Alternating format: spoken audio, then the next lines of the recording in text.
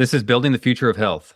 We help independent practitioners compete in a world dominated by massive healthcare systems through strategy, systems, media, and trust building content. Today, we're talking about something most practitioners completely underestimate: production quality. My name is Bill. I help wellness and integrative healthcare practices improve visibility, AI search presence, media systems, and patient trust online. We have here with us Jenna. She focuses a lot on patient perception, messaging, and helping practices communicate online in a way that feels trustworthy and emotionally safe. Then we have with us Chris Farrand. Chris brings decades of production, stage, and media experience, including professional television deliverables and commercial work. So he has a really trained eye for what instantly feels polished and trustworthy versus amateur. Patients research practitioners before they ever call. So they're looking at your Google profiles, your videos, office photos, your website, Instagram, and they pay attention, whether they realize it or not, to things like audio quality and your overall presentation. All of those things communicate emotionally before a single conversation happens. With the healthcare state already having so many trust issues as it is, generic branding on someone's website or on their digital marketing is only going to hurt them and their practice. I really don't think that you can do any better than authentic, real photography and videography of your practice, of the doctors working with patients, just providing that personal touch and care. So, Jenna, starting by being yourself, right? Being genuine will come across, as opposed to making it so obvious that you're marketing or something like that, I think is really my big takeaway in what you're saying, right? Yeah, I heard a quote like 2 years ago: authenticity is the currency of your business. So when you're when you're being told that you should be posting on social media or that you should start a podcast, that can seem daunting because you see a lot of influencers on social media, and I think that gets confused with good, authentic marketing. Not being afraid to show your face on your website, even if you're not trying to be the face of the company, just having that personal presence, you and your team. So when we talk about frequency, like, we don't mean fake marketing. Your media literally broadcasts emotional signals. So if your presence feels like rushed or generic or chaotic or cold, just stock imagery or disconnected, patients feel that. What do you think patients are actually responding to emotionally when they see a practice online? The imagery, the design, if it's sterile, if there's not a lot of like color or light, or if it's just feeling like fake, or if it's very noticeably AI, a lot of people spot that right off the bat and kind of don't trust it. So it's better to have the genuine photos, and that matters so much because it's a representation of your practice. And so what someone experiences in person when they're visiting you should really translate online to your website and to your Google business profile, right? Because the whole point is to relate better to them. If you have just a bunch of stock imagery or just random stuff that doesn't represent your brand or your practice, and it's mostly AI, it won't be felt emotionally. And people really respond to images that tug on their heartstrings and show truth, right? If you can make that emotional connection with your imagery through your site, then you probably get that as a new client or patient. The idea that I think of is like you want a genuine reflection of who you are and that's building on that idea that you talked about earlier, right? You're setting expectations. It's like when you click on a video on social media and if you look at the comments, any negative comment like typically comes from you're expecting one thing when you get to the video and it didn't meet that exactly.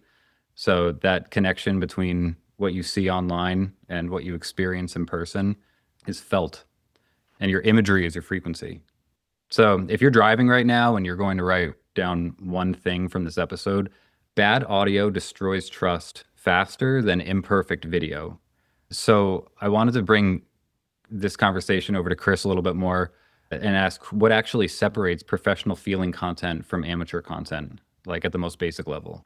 Yeah, absolutely. Audio's one area where if you want to get that proper reflection of the value in your training and your years of experience that you're bringing to your patients, simple things like just getting a little bit of, say, inexpensive gear, like a little bit of a better microphone would be a great place to start. And one of the first things I got is this little inexpensive wired lavalier mic, but this is an omnidirectional mic, just clipping it, taking a few minutes to test it out and make sure you're speaking in the general direction, because it's not going to pick up sound from everywhere around it. That would be a different type of microphone. A lot of times you'll see the shotgun mics, maybe in a movie or a television scene. Those are great too, but they're more expensive. You don't need that. Here's another example I have of just an inexpensive, something that pops on a little mirrorless camera, very inexpensive microphone. So this is just an example of a way I might suggest to up your production value yourself. Gotcha. What do you think it is about bad audio that makes people click off right away? Yeah, that's a great question. I think that it just doesn't feel genuine. If you're respecting who you are, just to put enough effort into your technique or your workflow, I think it's just a matter of, did you care enough to put the time into getting an inexpensive microphone, or taking a few minutes in the software or what have you, whatever you're using to just make it sound right. And then there's the frequency part you talk about, Bill. You're not resonating properly through the medium, right? Yeah, but it's hard to hear what you're saying, or there's an expectation now with media quality.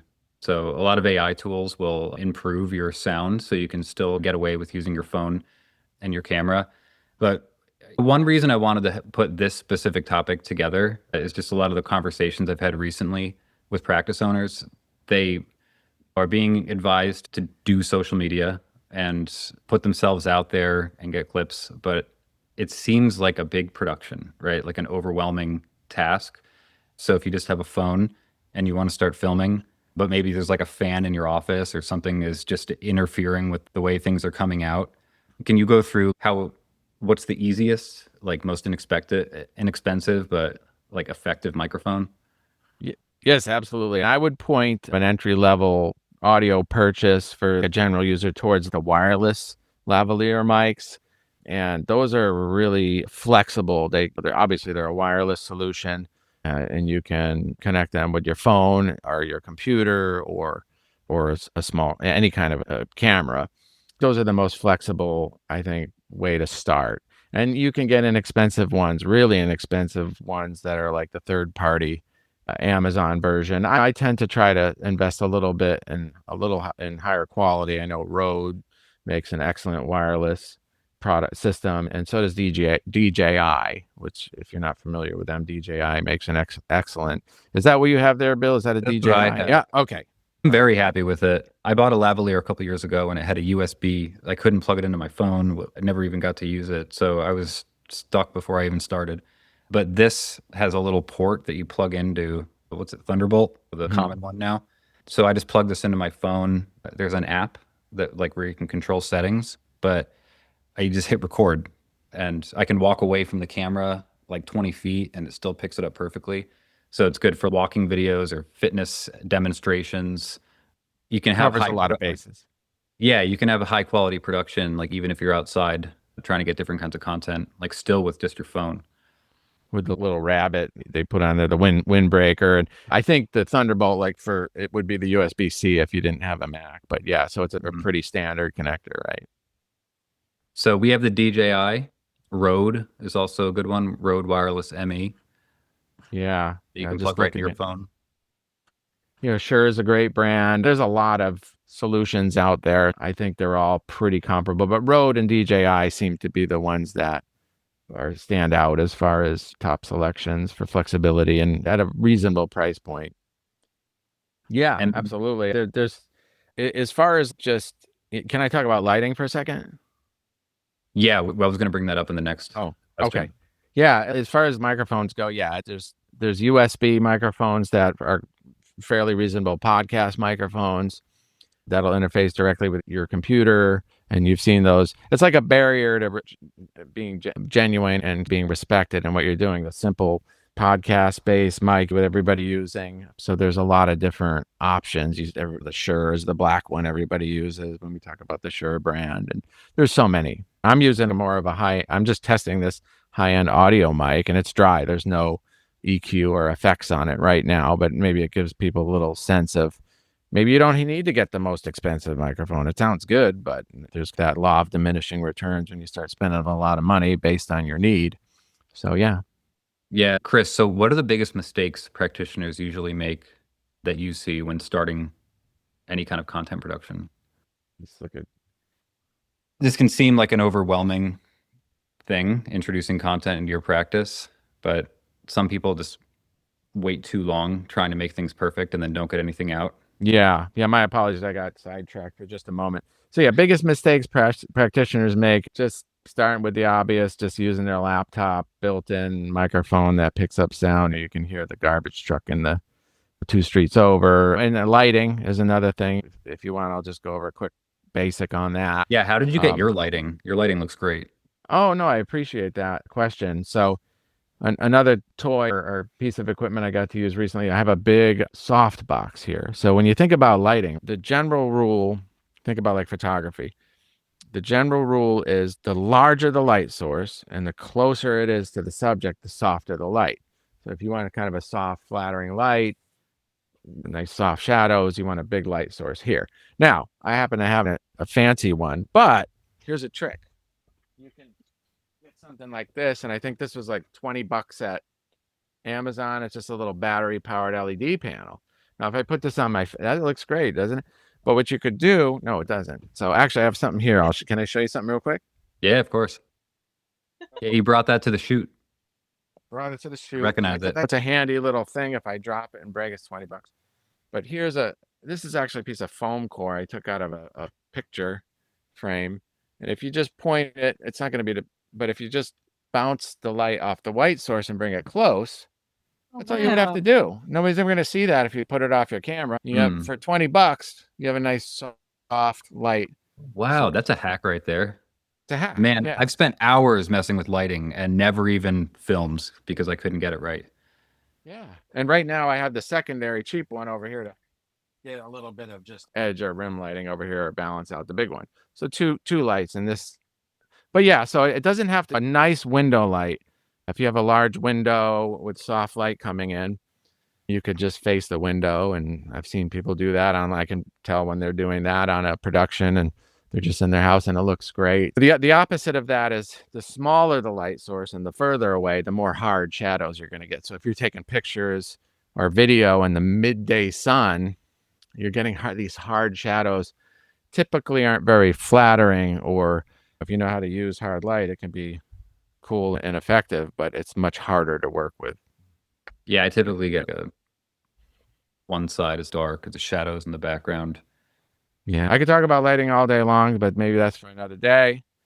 And just I have one burning question too. Your background is black, and I noticed this morning we were filming an episode. It was Kyle's first episode, and he had nothing in the background to start, and he was like very washed out. And then he switched the angle, and he had a white wall in the background, and he was borderline blurry. And then he switched to the dark gray wall, and he popped. Instantly, it was like, oh, that looks so much better. I noticed you chose a black background. Are there any kind of best practices for where to position your camera? Oh yeah, I think that's a great.